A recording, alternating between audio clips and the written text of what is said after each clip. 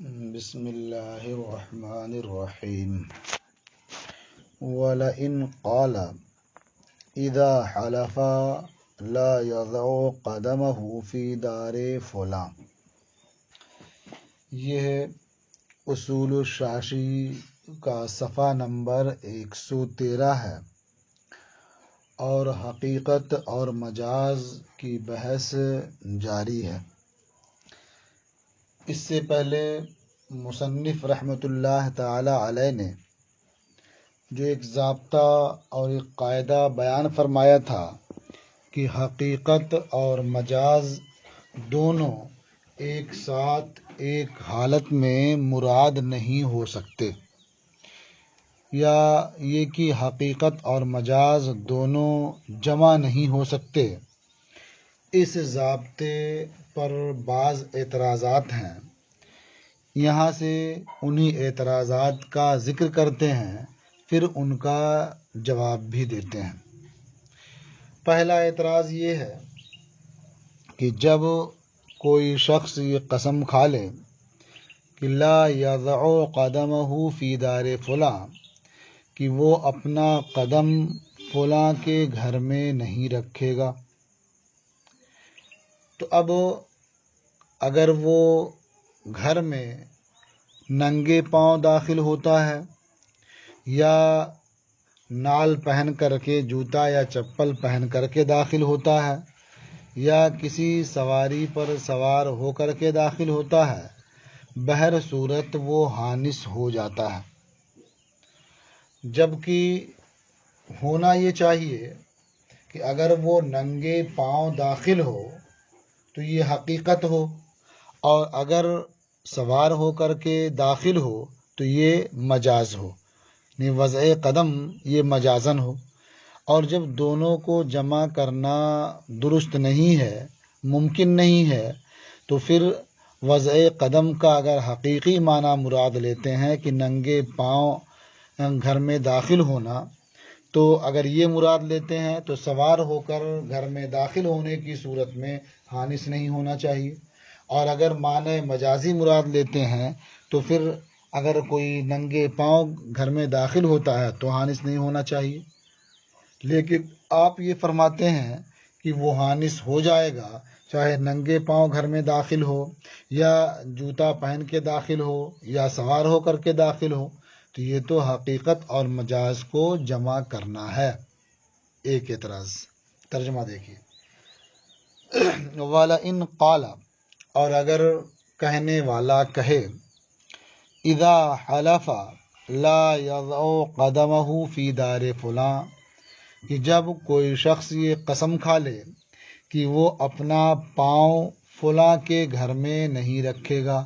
مثلا زید کا نام لے لیا اور قسم کھا لی کہ میں اپنا پاؤں زید کے گھر میں نہیں رکھوں گا، یحنث لو دخلها حافیا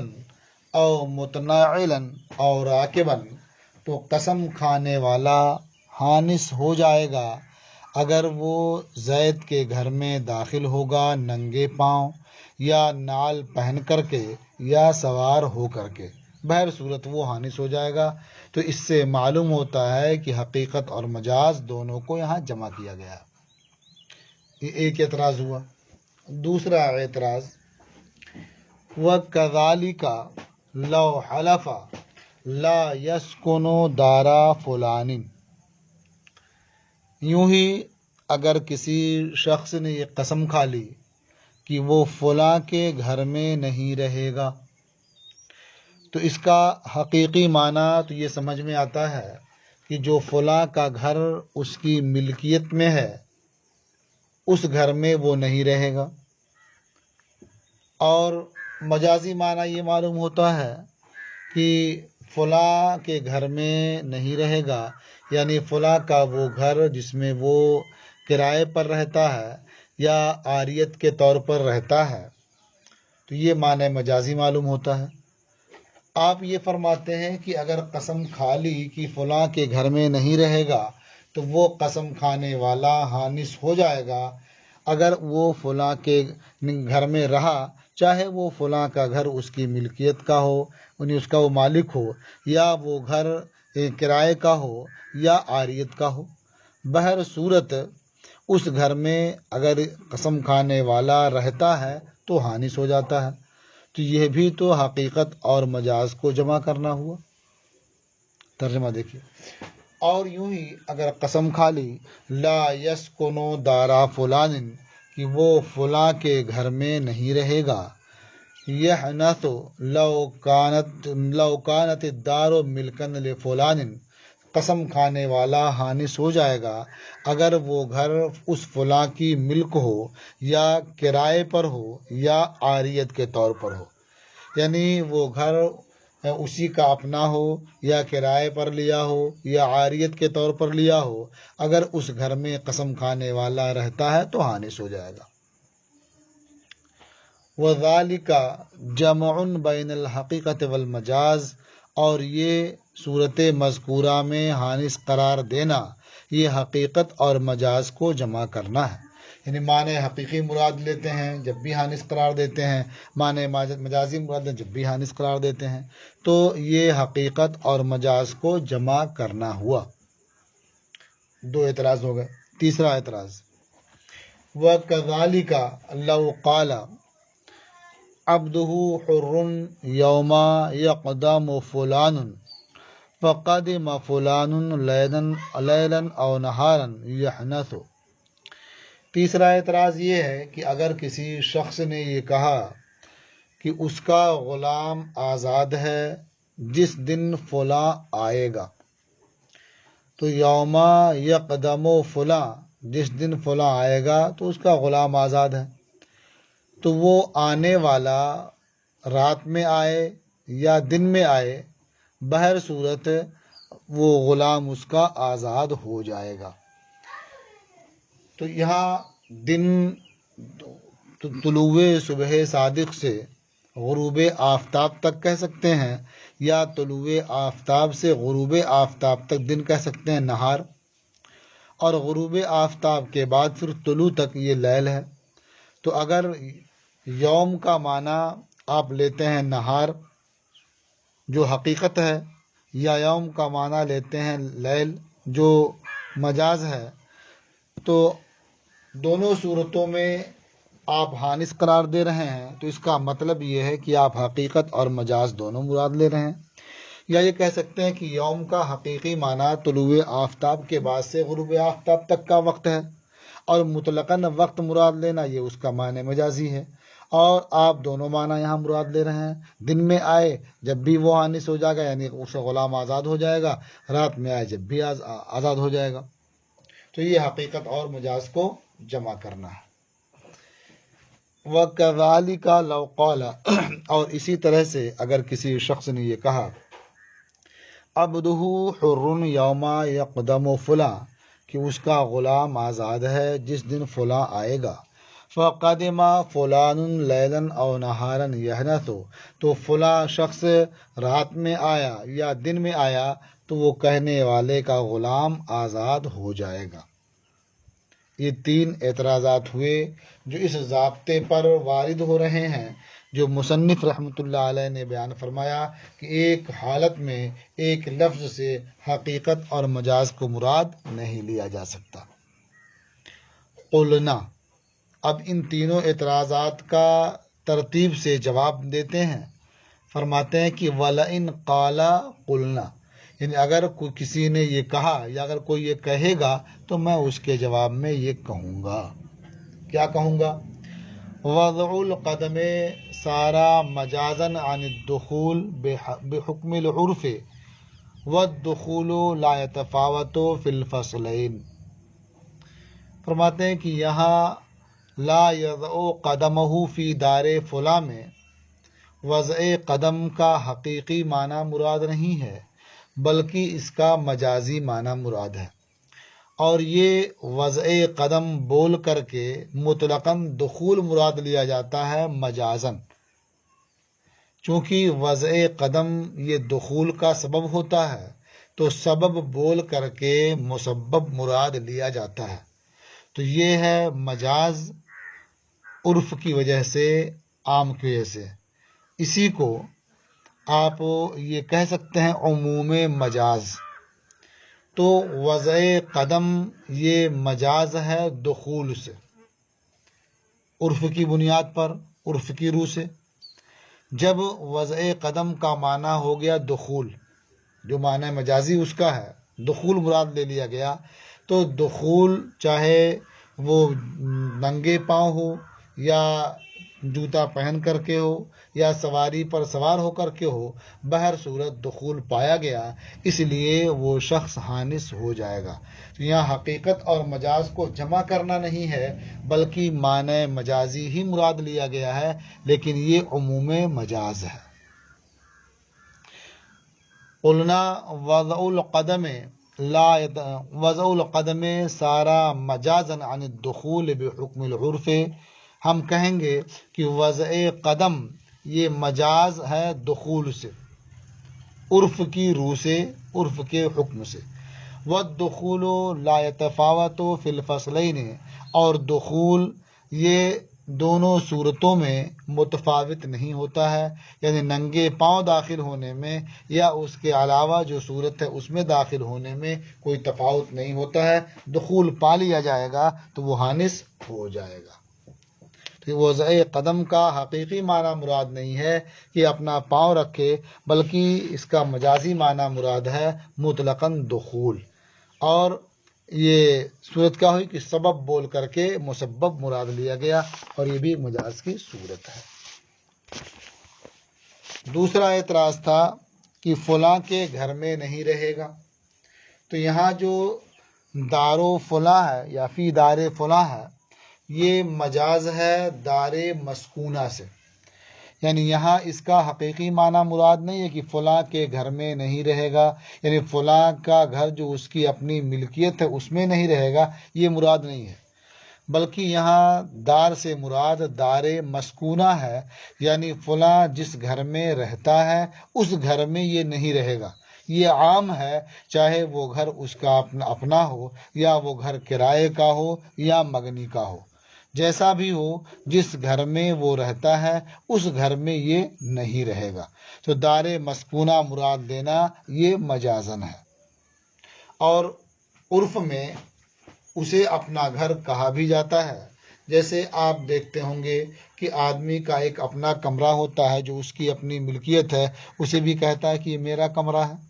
اسی طرح سے مدرسے میں داخلہ لیتے ہیں، جس کمرے میں ان کا نام لکھ دیا جاتا ہے تو ظاہر ہے نہ یہ اجارے پر ہوتا ہے اور نہ ان کی اپنی ملکیت ہے، بلکہ یہ چند دنوں کے لیے انہیں رہنے کے لیے الاٹ کر دیا جاتا ہے، دے دیا جاتا ہے۔ یہ بھی دار مسکونہ ہوا۔ اب وہ کہتے ہیں کہ میرا کمرہ وہ ہے، میرا کمرہ وہ ہے، ہر کوئی میرا کمرہ کہتا ہے۔ اسی طرح سے کرایہ دار جو کرایہ ادا کرتے ہیں اور گھر خرید لے لیتے ہیں، تو اس گھر میں رہنے والے سبھی یہ کہتے ہیں کہ میرا گھر یہ ہے، میرا کوارٹر یہ ہے۔ تو معلوم ہوا کہ عرف میں دار مسکونہ کو یہ دار کہا جاتا ہے، جس کی رہائش ہوتی ہے، یہ اس کا گھر اسے کہا جاتا ہے، چاہے رہائش یہ ملکیت کے طور پر ہو یا اجارے کے طور پر ہو یا عاریت کے طور پر ہو، اسے کہتے ہیں عموم مجاز۔ تو یہاں سکونت سے مراد یہ کیا مجاز ہے جسے عموم مجاز کہا جاتا ہے، یہ مطلقاً رہنا دار مسکونہ مراد ہے۔ وَدَارُ فُلَانٍ سارا مجازن عن دار مسکونۃ لہو، اور دار فلاں یہ مجاز ہے فلاں کے دار مسکونہ سے، یعنی بولا گیا دار فلاں اور مراد کیا ہے فلاں کا رہنے والا گھر، جس گھر میں فلاں رہ رہا ہے وہ گھر مراد ہے، دار مسکونہ۔ وَذَلِكَ لَا يَتَفَاوَتُ بَيْنَ أَن يَكُونَ مِلْكًا لَهُ، اور دار مسکونہ یہ متفاوت نہیں ہوتا ہے اس درمیان کہ وہ اس کی ملکیت ہو یا اس کے لیے اجرت کے سبب سے ہو، یعنی وہ مالکانہ حقوق حاصل ہوں یا اجارے کے حقوق حاصل ہوں یا اعارے کے حقوق حاصل ہوں، بصورت جب وہ شخص اس میں رہتا ہے تو یہ اس کے لیے دار مسکونہ ہے۔ دو صورتیں ہو گئیں۔ تیسرے اعتراض کا جواب، والیوم فی المسألۃ القدوم عبارۃ عن مطلق الوقت، اور یوم مسئلہ قدوم میں یعنی عبدہ حر یوم یقدم فلاں، تو اس میں جو یوم ہے یہ عبارت ہے مطلق وقت سے، یعنی مطلق وقت اس سے مراد ہے، نہ تو دن اور نہ ہی رات، بلکہ مطلق وقت، چاہے وہ دن کا وقت ہو یا رات کا وقت ہو۔ اب ایسا کیوں ہے؟ اس کی وجہ یہ ہے کہ یوم کی اضافت کبھی فعل ممتد کی طرف ہوتی ہے اور کبھی فعل غیر ممتد کی طرف ہوتی ہے۔ فعل ممتد کا مطلب یہ ہوتا ہے کہ ایسا فعل جس کے واقع ہونے میں کچھ وقت لگتا ہے، کچھ وقت درکار ہوتا ہے۔ مثال کے طور پر نماز پڑھنا، روزہ رکھنا، تو ظاہر ہے کہ یہ نماز پڑھنا اور روزہ رکھنا یہ ایسا عمل ہے کہ اس میں کچھ وقت صرف ہوتا ہے اور اس کے لیے وقت کی تعین کی جا سکتی ہے، مثلا 5 منٹ 10 منٹ، تو وقت متعین کیا جا سکتا ہے نماز کا ہے۔ اسی طرح سے روزہ رکھنے کا بھی وقت متعین ہو سکتا ہے۔ تو سمجھ میں آیا کہ یہ فعل ممتد ہے، تو جب یوم کی اضافت فعل ممتد کی طرف ہو تو اس سے مراد یہ طلوع آفتاب کے بعد سے غروب آفتاب تک کا وقت ہوتا ہے، نہار کے لیے اس کا اطلاق ہوتا ہے۔ اور اگر یوم کی اضافت فعل غیر ممتد کی طرف ہو، فعل غیر ممتد کا مطلب یہ ہے کہ اس میں وقت کو مقدر نہ کیا جا سکے اور یہ نہ بتایا جا سکے اتنا وقت لگے گا، اتنا ٹائم لگے گا، جیسے آزاد کرنا ہے، طلاق دینا ہے، تو اس کے لیے کوئی خاص وقت اور خاص ٹائم نہیں ہے، جب بھی زبان ہلا دی اور 2 کلمے کہہ دیے تو طلاق واقع ہو گئی یا غلام آزاد ہو گیا۔ تو یہ یوم یقدم فلاں، یہاں جو قدوم ہے اس کی اضافت ہوئی ہے یوم یقدم فلاں، کہ جس دن فلاں آئے گا، تو یہاں یوم کی اضافت قدوم کی طرف ہے، اور قدوم یہ فعل غیر ممتد ہے، اور جب اضافت فعل غیر ممتد کی طرف ہو تو وہاں مطلقاً وقت مراد ہوتا ہے،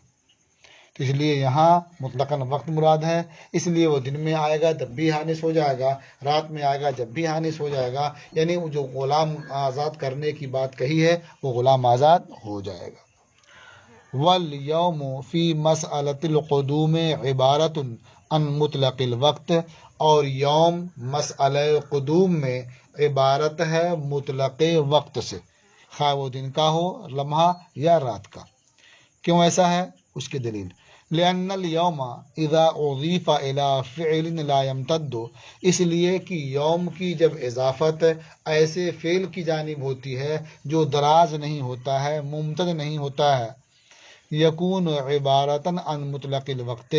تو وہ یوم عبارت ہوتا ہے مطلق وقت سے، یعنی بولا تو یوم جاتا ہے لیکن مراد مطلق وقت ہوتا ہے، کما عرفہ، جیسا کہ یہ جانا گیا ہے۔ فکان الحنس بہذا الطریق، تو یہاں غلام کا آزاد ہو جانا یہ اس طریقے سے ہے، یعنی عموم مجاز کے طریقے سے ہے، لا بطریق الجمع بین الحقیقت والمجاز، حقیقت اور مجاز کے جمع کرنے کے طریقے سے نہیں ہے۔ تو اس اصل اور ضابطے پر 3 اعتراضات ہوئے تھے، مصنف رحمۃ اللہ علیہ نے ان تینوں کا ترتیب سے جواب دے دیا۔ اب جو ضابطہ ان کا تھا یہ اپنی جگہ مسلم رہا کہ ایک وقت میں، ایک حالت میں حقیقت اور مجاز دونوں کو مراد نہیں لیا جا سکتا۔ اب اس کے بعد مصنف رحمۃ اللہ تعالی علیہ حقیقت کی قسمیں بیان فرماتے ہیں اور کہتے ہیں ثم الحقیقت انواع ثلاثہ، پھر حقیقت کی 3 نوعیں ہیں، جو حقیقت کا معنی بیان کیا جا رہا ہے اس معنی حقیقی کی 3 قسمیں ہیں، متعذرۃ و محجورۃ و مستعملہ، یعنی حقیقت متعذرہ، حقیقت محجورہ، حقیقت مستعملہ، یہ 3 قسمیں ہوئیں۔ وفی القسمین الاولین یصار الی المجاز بالاتفاق، اور پہلی دونوں قسموں میں اس لفظ کو مجاز کی جانب پھیر دیا جاتا ہے بالاتفاق، یعنی حقیقت متعذرہ ہو یا حقیقت محجورہ ہو تو ان دونوں صورتوں میں معنی حقیقی مراد نہیں ہوتا ہے بلکہ معنی مجازی مراد لیا جاتا ہے بالاتفاق۔ اب ان میں سے ہر ایک کی مثال انشاءاللہ کل کے سبق میں آپ تفصیل سے سماعت فرمائیں گے۔ آج کا سبق اسی پر موقوف ہے۔